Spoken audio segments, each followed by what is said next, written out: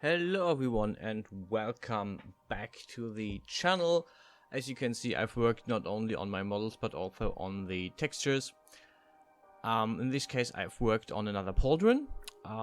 As you know, I'm trying to work modular so that I can freely combine all the stuff that I make with each other.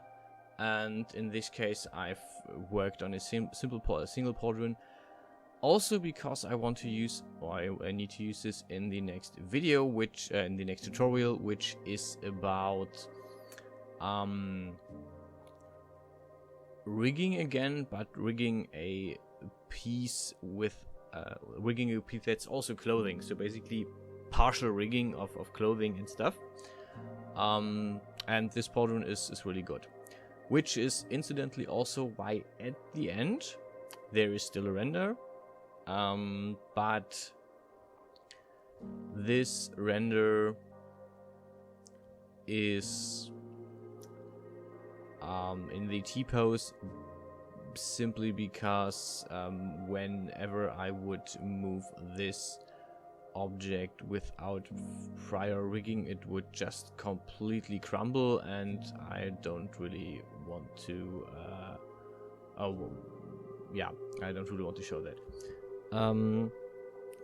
First problem or first encounter I had in this endeavor with the whole rigging process was the form or the basic shape of the pauldron. I had the basic shape, but I wanted to have like an edge or like a like a border that you can see, and I wanted to right now I'm trying to mark this, and what I should have done is work this step by step and piece by piece. Instead I tried to bypass the boring steps basically in favor of fastening, and what I got is basically two problems or two critical zones where for some reason the whole force just clips with itself. I still have no idea why and how this happened. As you can see, I'm redoing the whole thing and doing this in two steps with a bit of point welding, but this still for some reason had major clippings, or had small clippings, one in the front, which luckily I could solve. I don't really know how, but somehow I was able to fix this. The one in the back is in theory still visible whenever I should render one of my models from the back, which apparently with this one I won't do.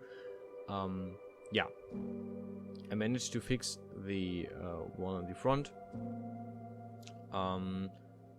Another problem was finding an angle to actually see what's going on. There wasn't really a point for me to see the model due to its shape. But I got around to the base shape, and then had another incident. In this case, I started working on the ornaments after I finished with the base shape of the pauldron, and Hexagon crashed on me.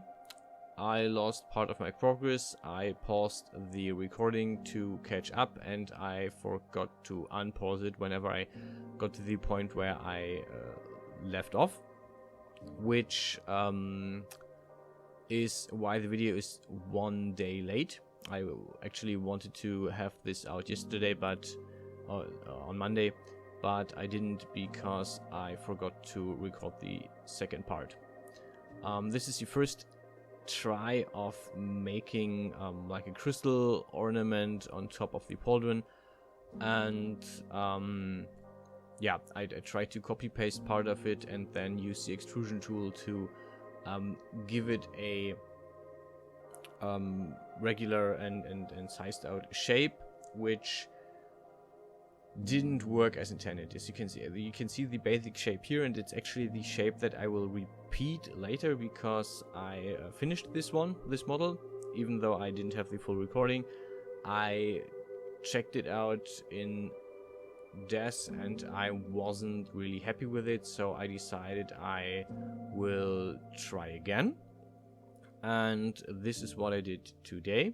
Also, I worked on incidentally I worked on the textures, which is a good thing because I didn't do a full texture tutorial yet, and I will probably do a full tutorial on how to make textures and what tools I use to make textures and how to texture another time. Yeah, this is the second attempt on this.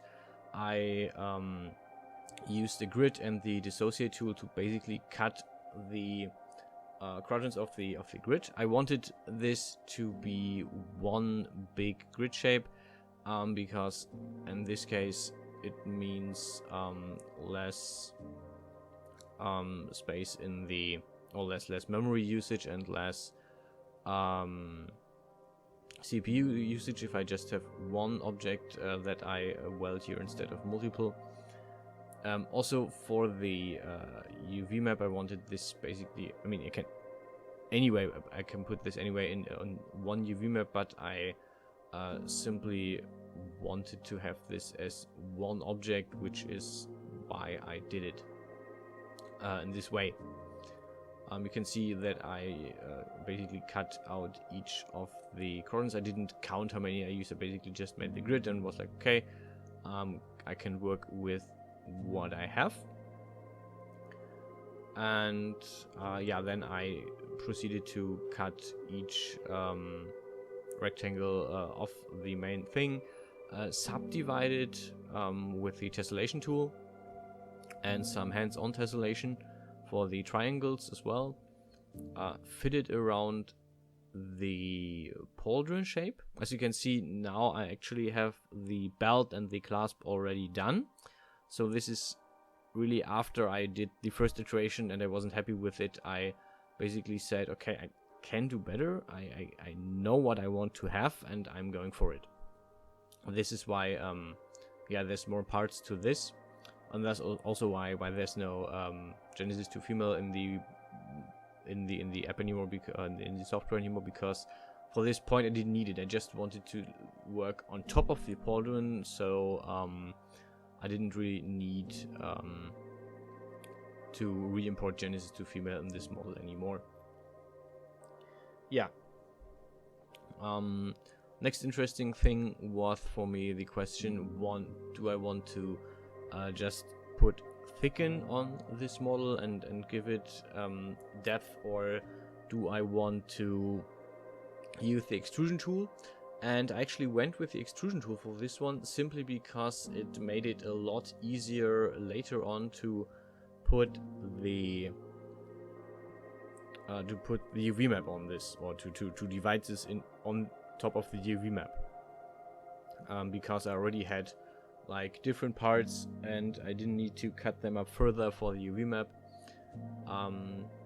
The one thing that challenged me was after this part to give these gem pieces, these gem clusters, to give them a socket. So as you know, when I work with gems or crystals or something, I use socket. I create sockets, and usually I create the sockets and then the gem inside. This time I worked the other way around, and yeah, this was quite interesting. What I did just now is I used the smoothing tool to just basically de-smooth the whole thing. Basically I looked in this and was like, okay, how am I going to use this? Do I want to smooth this down to a certain level, or do I want to keep this as it is, a bit more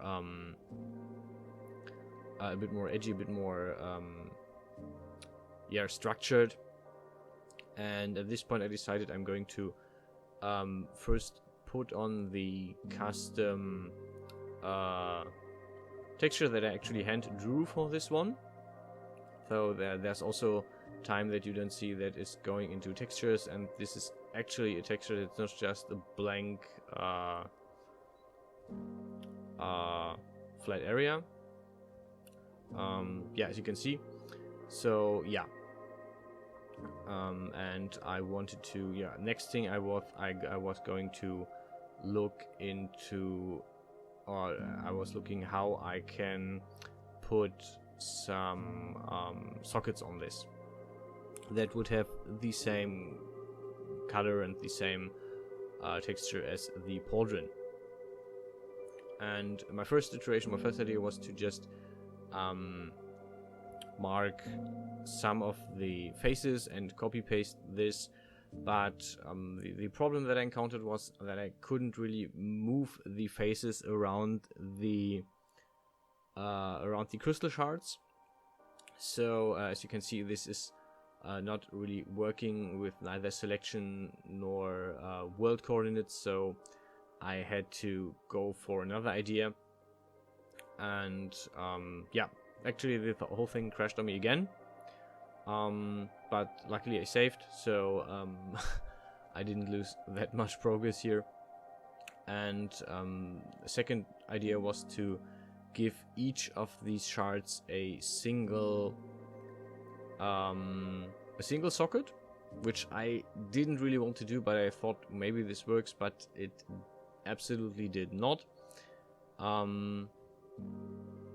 So I decided to go in a fully different direction, and then I got the idea to basically mark all the faces, and then deselect the faces I don't want. So basically what I'm doing right now is just deselect all the faces I don't want, copy paste the whole thing, and there I got my sockets.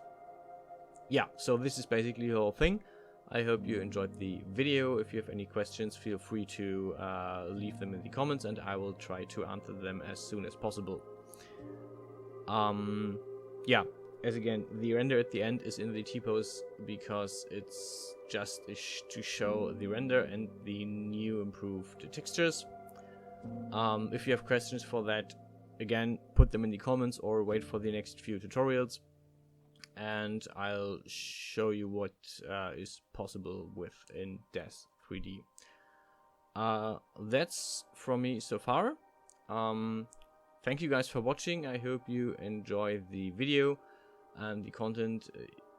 Like, subscribe, and as always, see you guys around.